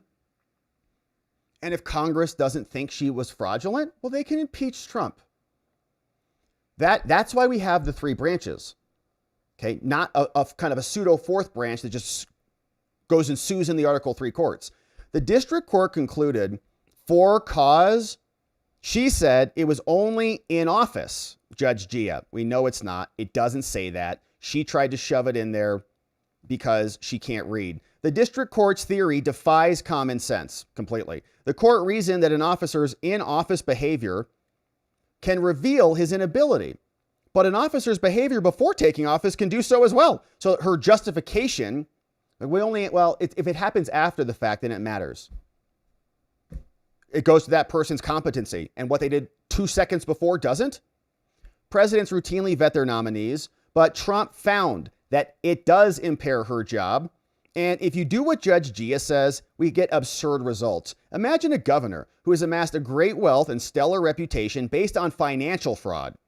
And you only discover that after he's in office. Can't do anything about it. What if Lisa would have bribed a senator to ensure confirmation? You can't remove her from that reason because she did it before she got the appointment? The district court sought to mitigate those consequences by stipulating the president could only remove somebody who has a serious crime, or if they're incarcerated or something. But again, she's just making it up and shoving it into the law. It doesn't exist. She should just read it again. The government also is likely to succeed on the independent ground that it exceeded her remedial authority. The traditional remedy is back pay, okay? You don't shove her back into her position. That has been repeatedly litigated. Even assuming she could take some reinstatement, the relief here is plainly unlawful. Bunch of other cases being cited here. One of the most well-established principles is that a court may not stop the removal of an executive officer. Look at all these cases. The court has explained this one right here in 1888, explained it here, 1898, another case, again in 1924, did it again in 1962. This principle has been established for a long time. And you've previously applied these same principles to other people. And because reinstatement is not a traditional remedy, she doesn't get it here either. Now, these injunctions that shove these people back into the positions of power are a more severe threat to the executive branch than other provisions, like a writ of mandamus, where the court says you have to do this thing. We can't tell the executive branch they have to do something because we're not in charge of them, okay, for certain things. Now, a party may obtain a writ of mandamus only if it's clear and indisputable entitlement to relief. And she has none of that right here. She doesn't have that same evidentiary showing. And it threatens to cause a lot of confusion. And so we're going to win this. The issues in this case are definitely worth your review, Supreme Court. We've got questions. Can the president remove people who work under the executive branch? Can he supervise the executive branch at all? And as you recognize, in a prior Supreme Court case not long ago, the government faces a serious risk of harm if you try to shove somebody back in there. Now, Gouveia doesn't care. She says the harm is to her sorority sister. And saying that the government doesn't have any harm if you just give her a little bit more time. But they say that's completely ridiculous. It's the president's discretion. Judges can't substitute their decision for that. And so They asked the Supreme Court to issue a stay, stop Judge Gia from shoving Lisa Cook back into the Federal Reserve position, and issue an order to the same. Respectfully submitted to the Supreme Court from D. John Sauer. So very nice filing. We'll see what ultimately happens on this. I have optimism on this one. I think that the Supreme Court has already been laying down precedent on this, that the president can fire people. And he's not even saying that the act is unconstitutional at all. He's saying I'm actually just complying with it. So I think she's got a tough road ahead for her, rightfully so. And Jerome Powell, who apparently is allowing her to come back in, who maybe should be fired for cause too, for doing that, is now getting asked questions about this over from the press. And here's how the question sounded. A lot about Fed independence and the importance of it over the years. But as markets have questions about what... They're not independent. Are they the fourth branch of... Where did that come from? Exactly President Trump's intentions are with the Fed. What would you point to as the things they should be watching to determine that the Fed is still making decisions based on the economic outlook rather than political considerations? Look, it's deeply in our culture to do our work based on the incoming data and never consider anything else. That's just, everybody who's at the Fed really feels strongly about that way. So, you'll know it by the way we talk about what we're doing, by the speeches that people give, by the decisions that we make. You'll know that we're just still going to do that. That's all we do. And we don't frame these questions at all or see them in terms of political outcomes. I think when you get to another part of Washington, everything is seen through the lens of, does it help or hurt this political party, this politician? That's the framework. And I think people find it hard to believe that that is not at all the way we think about it. Whatever, man. That's amazing, man. The Federal Reserve is like the only body in the world. It's like apolitical. It's incredible how that happens. All these nonpartisan committees, all these independent people who are just so much better than us. Like the rest of us are bogged down in politics. And so politics doesn't go into economics at all, doesn't go into the markets at all. Give me a break, Jerome. And they just bring out these like milquetoast, people. Like, no, we're just all we do is sit around and look at spreadsheets all day. Like there's no politics that happen there. Lisa Cook, look at her. What she's trying to do, trying to shove herself back into that position after committing allegedly mortgage fraud many times over. A Joe Biden leftist hack who is now fighting for her position after she's been caught red-handed. And there's no politics going on there. Sure, Jerome Powell doesn't listen or get irritated when Trump is calling him too late, Jerome. They're all just so sophisticated. And if only we were smart enough, then we would understand how important they are to America and how much of a good steward and a good shepherd they've been over the American economy for our entire lives. We got booms and bust. All the banks are going under. They're bailing them out still not long ago. The Silicon Valley Bank and all the rest of them. As they inflate our money away and steal our country's fortune away from us and then lecture us about how they're independent. Yeah. That's the point. We don't want you to be independent. We want you to be held accountable for your actions and your decisions because this is America and we don't elect a cabal of leaders who hide in the shadows running our entire economy. It should be accountable. The politicians should be held directly accountable to the people for economic policy like every other policy. And hopefully the Supreme Court agrees. And I hope that this is just a stepping stone on the way to just saying, yeah, Trump can run the executive branch. Unless they want to amend the Constitution and create a separate branch, this was created by an act, and all of these independent bodies exist under the executive branch. Hopefully the Supreme Court finds the same. All right, my friends.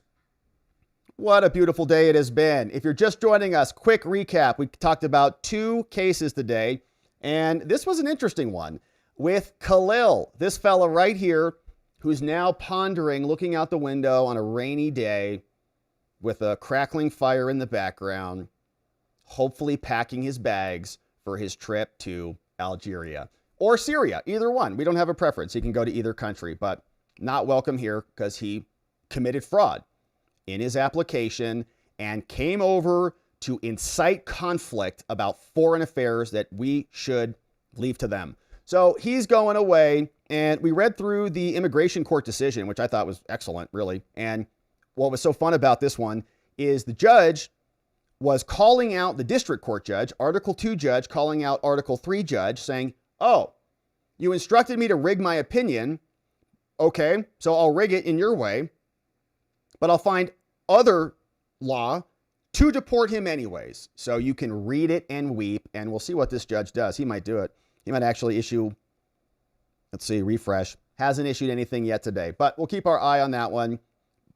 Goodbye to fraudulent foreigners who are instigating conflict that we don't need here. So bye. So we have him. We also saw Lisa Cook, who, of course, is the alleged fraudster, mortgage fraudster, who is trying to keep her job for, I guess, the rest of her life indefinitely, no matter what she does. Go shoot somebody on 5th Street. Nobody cares.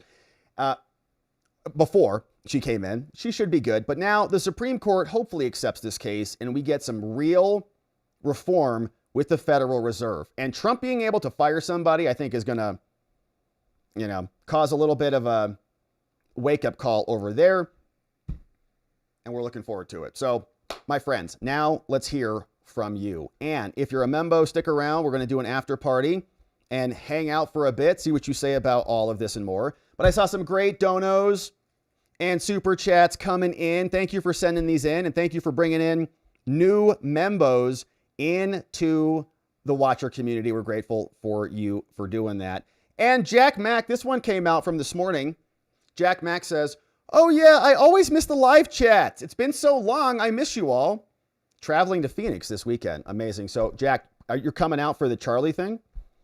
For the memorial? Good, good. We're going to be there. I'm sure we'll see you there. We're thinking about organizing like a pre-meetup at a location near the stadium so that we can all just at least circle up and then head over together and park, or actually get dropped off probably over there. And then, go in together. So we're talking about that, Jack.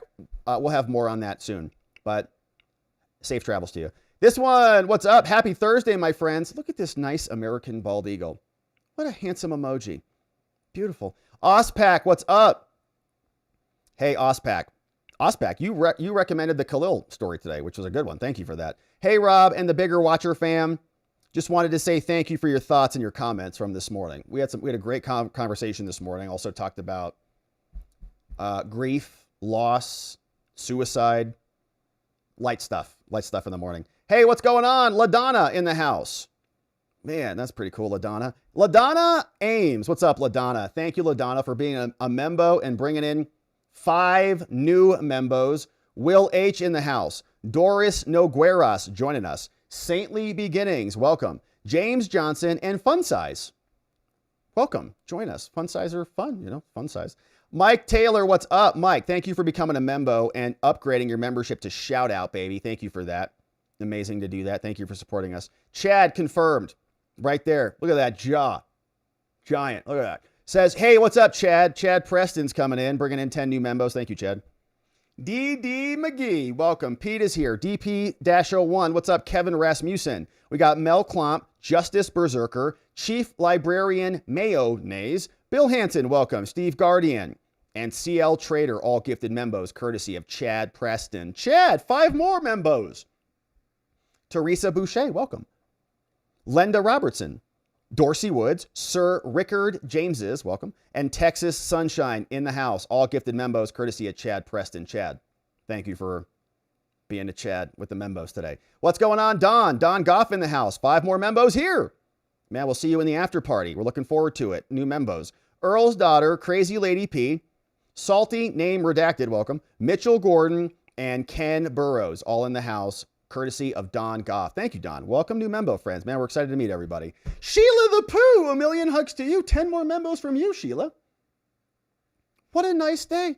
Look at all these new friends we're going to meet. Hey, Natalie, what's up? Jesse from The Nap, welcome. Liberty Bell, Lyric, Slick Soul, Christopher Tannays. We got Kiki Nose, Valerie Briggs, Barb K, Craig Simpson, Donut, and James Thomas, all gifted membos, courtesy of Sheila Pooh. 1 million hugs to you. Thank you, Sheila. And welcome, new friends. Hang tight. We're going to have a new link for our YouTube friends, and we'll see you in a minute. NY says, okay, so the Article 3 court has no jurisdiction.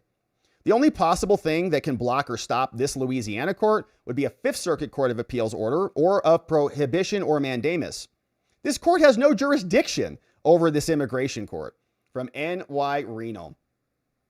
Yeah, I think the judge is going to, create the jurisdiction. I say it's a due process violation or something, right? He'll make it up as he's done thus far, but he's trying to interfere with another judge, essentially. I want you to redo it, but this time, make him stay. What is this? That's not legal analysis, Judge. No thanks. Pritchie, 19 months as a membo, 2 babies, and then some. Hey, not caught lives for a while. I've noticed that. What is going on? I left saying we all need to talk, but then they killed an amazing man for just doing that.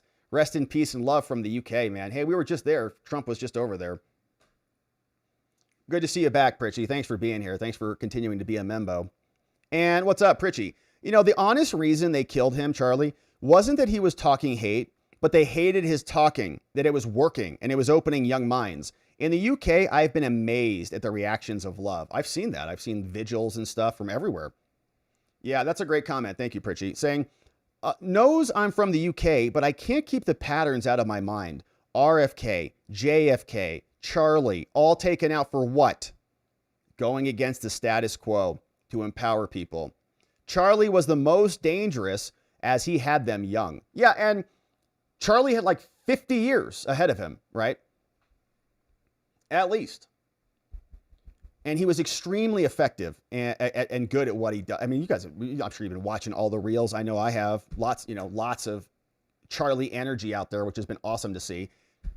The dude was like even more talented than I had any idea. It's like, I knew this. I'm like, that dude is good, but like, he's just like all these bullet points, man, coming out. Is really, really effective. So he was also, happy and fulfilled. Like you see him on the clip with Bill Maher. Like Bill looks miserable, drunk and high. Like he's got no purpose or meaning. And Charlie's like, hey, Bill, let's talk about Jesus. They hate that.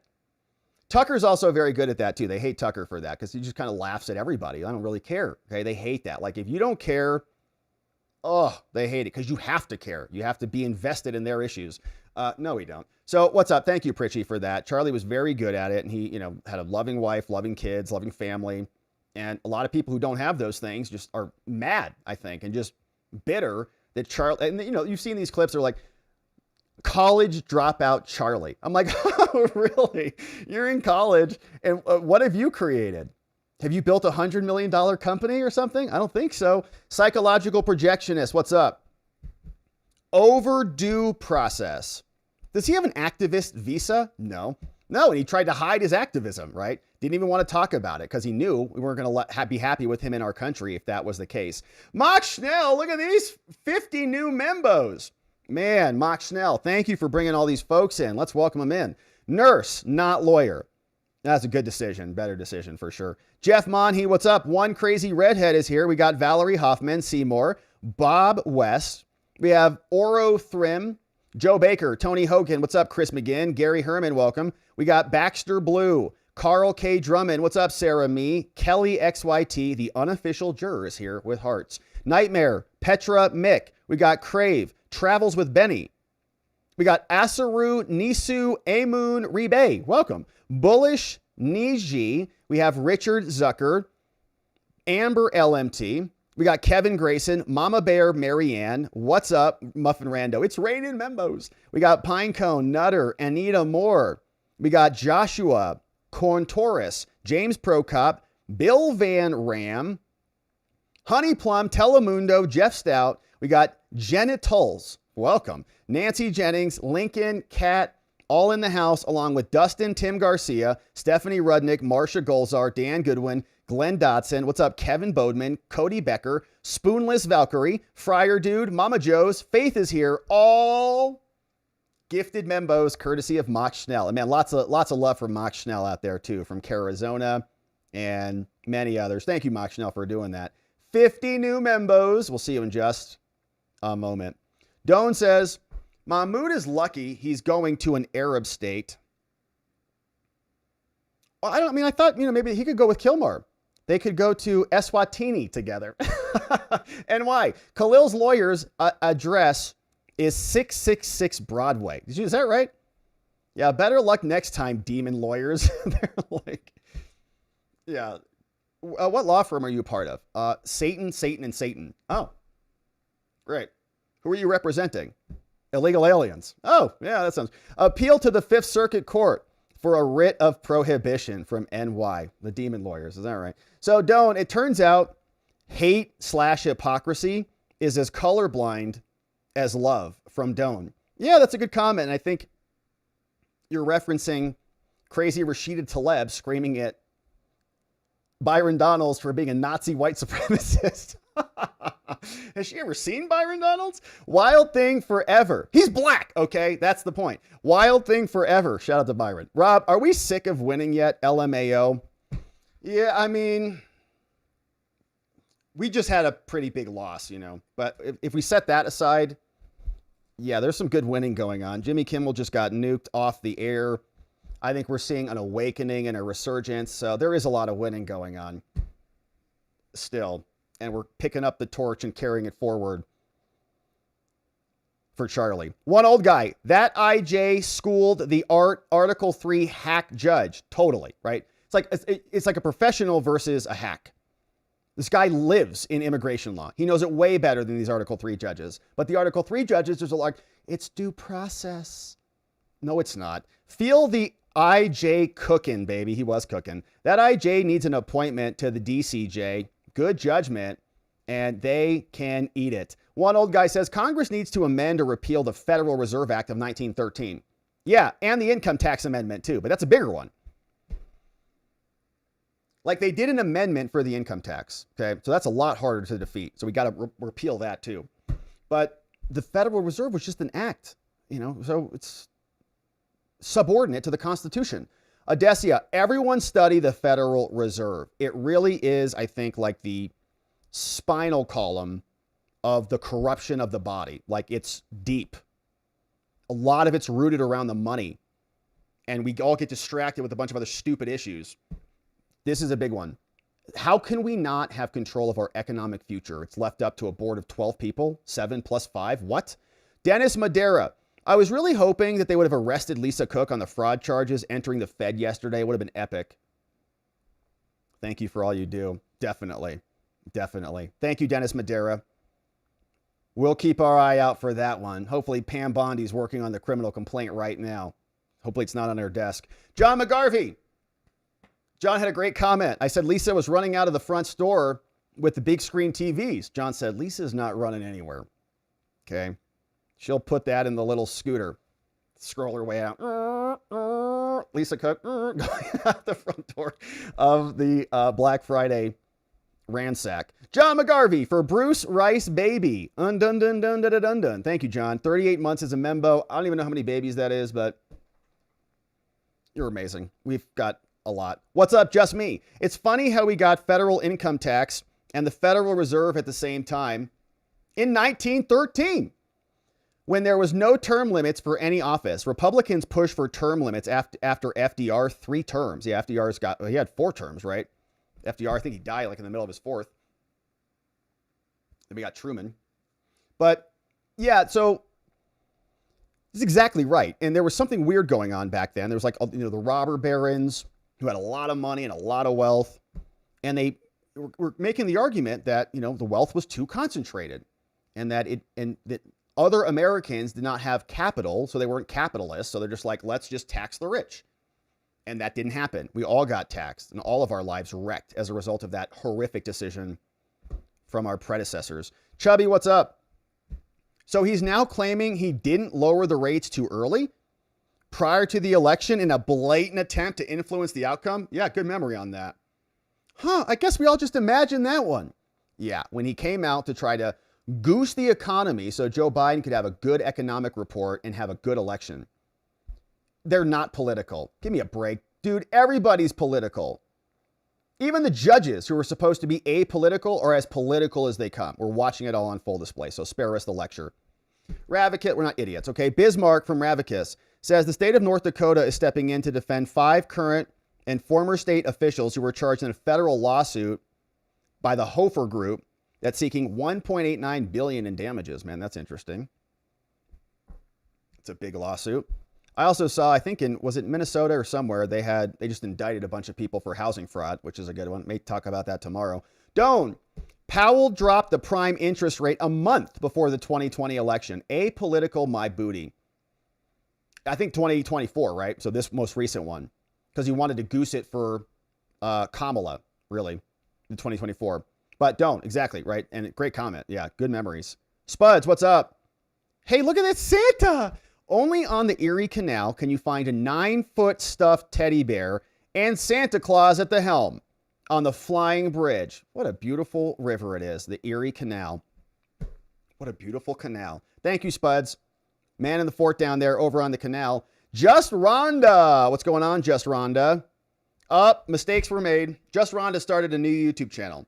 Says YouTube requires a 24-hour waiting period before I can stream my new channel, so I've got to reschedule. I was going to do it Sunday afternoon, but forgot about the memorial.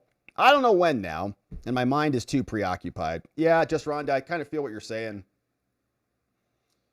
I feel the same. Like there's stuff that like it's kind of like, you know, piling up. I'm like, I'll deal with it after the memorial. Like I just, you know, it's kind of heavy. So we got Friday. We're going down on Saturday, and then we'll be there on Sunday. So, you know, then things I think we'll have a little bit of closure. We'll hear from Erica. We'll have some, you know, guidance from the administration since the entire administration is going to be there. So yeah, I think it might be good. You know, a lot. I think there's a lot of processing still happening at the moment. So Sunday is going to be very, I think, healing for a lot of people in a good way, right? Not to forget Charlie, but just to honor him, pay respects, and then clear out some of that from the, you know, some of the pain from the brain. Chubby, hey, just want to let you know I appreciate your hard work. Keep on keeping on. I look forward to your morning shows every day. Thank you, Chubby Chick. Hearts and mega. Well, me too. It's really great to hang. And our morning shows are a lot of fun because they're a little bit less, busy. So we have a little bit more conversation. And we talk about, you know, other fun stories that are a little less legalese than, you know, the stories here. John McGarvey, what's up, John? Sharing this one. Look at this one. Oh, wow, beautiful. We have poetry today, my friend. So just pause, get in a comfortable position, put on a warm sweater, make a cup of hot coffee, and listen, hot cocoa. It's too late for coffee, and listen to this beautiful poem from John McGarvey, written by Khalil.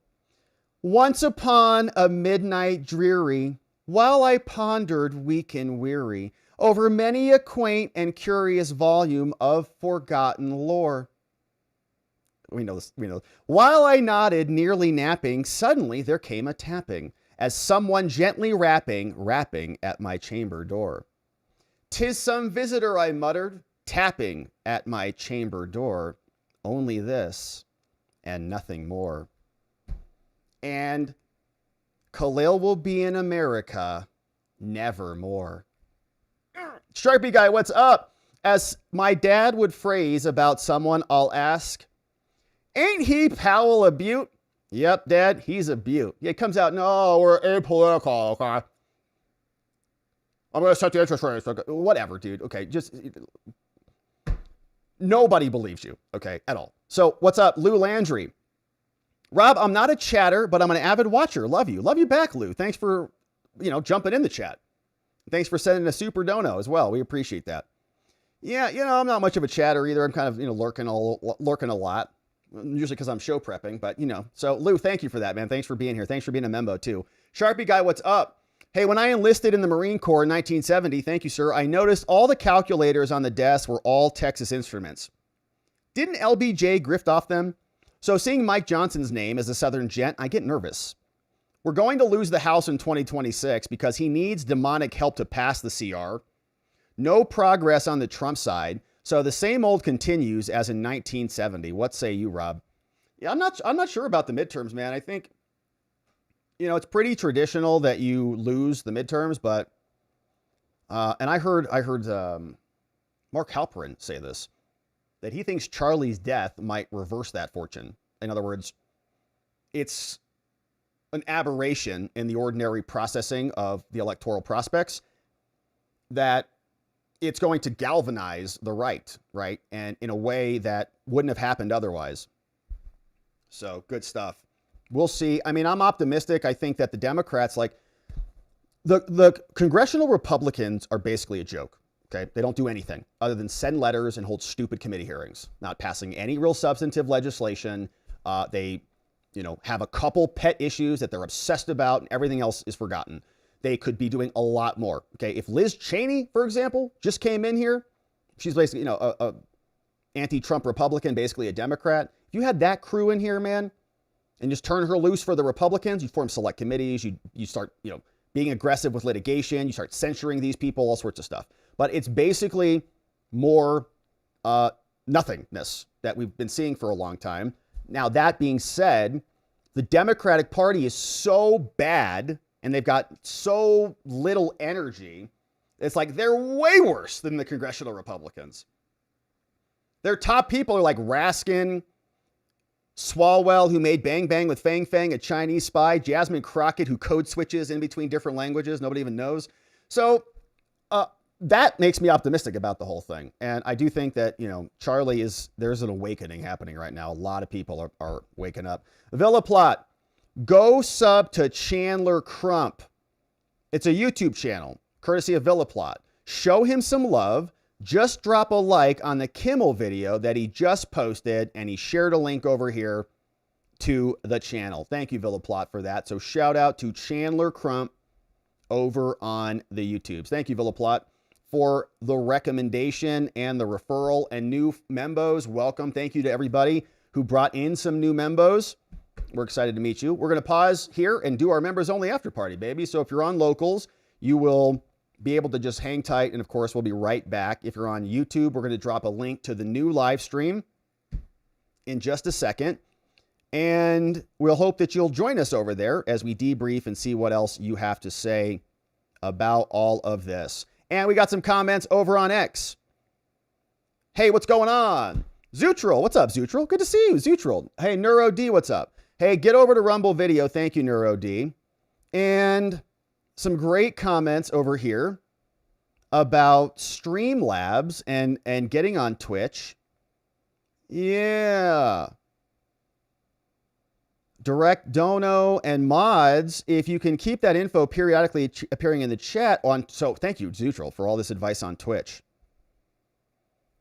Timers for posts and things. Man, that's smart. Zutral, thank you for that. Yeah, I got to figure out how Twitch works and more. And I just learned, I know this might be irritating to some people, but Substack also has live streaming now. Very interesting. So that's curious too. So that might be another platform. But anyways, retired Dave, $50. Khalil ends up at Oxford or something, or some other Euro trash university. Yeah, it's true, man. And did you see the president of Oxford, who's like loves the fact that Charlie Kirk is dead, was like celebrating it? The president of the Oxford debate, whatever it was. I don't know what's going on over there in England. Sutral, thank you for that. Retired Dave, great to see you. And Trump's barber is over on X. Says, yeah, he'll have a good time in Syria. That's what he says. Yeah, very beautiful over there. All right, so my friends, we will pause here for the day. Speaking of our friends on Twitch, we got Idiot HQ over there. What's up, Top Deck? Villa Plot, great to see you. Yeah, baby. We got over 3 viewers. That's great. Amazing. So good evening, friends. What's up, the tech support dude? Good to see you guys over there. Thanks for watching on Twitch, of course. Thanks for watching on Rumble, my friends. I see Be the One, Marley. What's up, Jim Ma? We got Hyphen joining us. Highway Dog in the house, Nor Queen, and a bunch of friends over there. Thanks for watching on Rumble, wherever it is you're watching us. We appreciate it. We're just trying to have maximum, surface area so that we can reach as many people as possible and save America. All right, so we're going to pause here. We're going over to watchingthewatchers.locals.com, and for our YouTube members, you can join us over there, and we would love to see you. Want to thank our amazing mods and meme smiths who help keep this train right on the tracks. Big thank yous go out to Donut Mind Me, John, our friends K-Bean, Carrie B, Gigum, Just Rhonda, Elliot, Neuro D, Dog Digger, and Janek, all modding the fort down for us, keeping things oh so nice and beautiful. We're grateful. And thank you, my friends, for being here. Thanks for subscribing. Thanks for liking the video on the way out. If your thumbs are working, and if they're not, just use your forehead. Not a big deal. And then we'll see you back here tomorrow, because we're going to be back here tomorrow.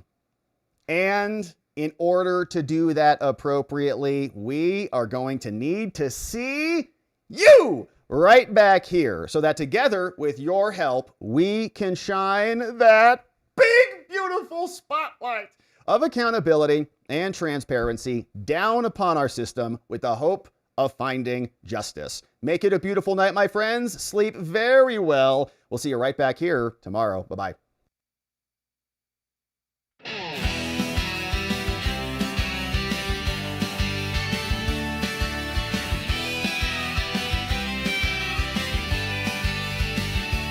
Thanks for watching, my beautiful friends. Now it's that time where the stream must end. You brought the heat with every chat and line. Together we expose corruption.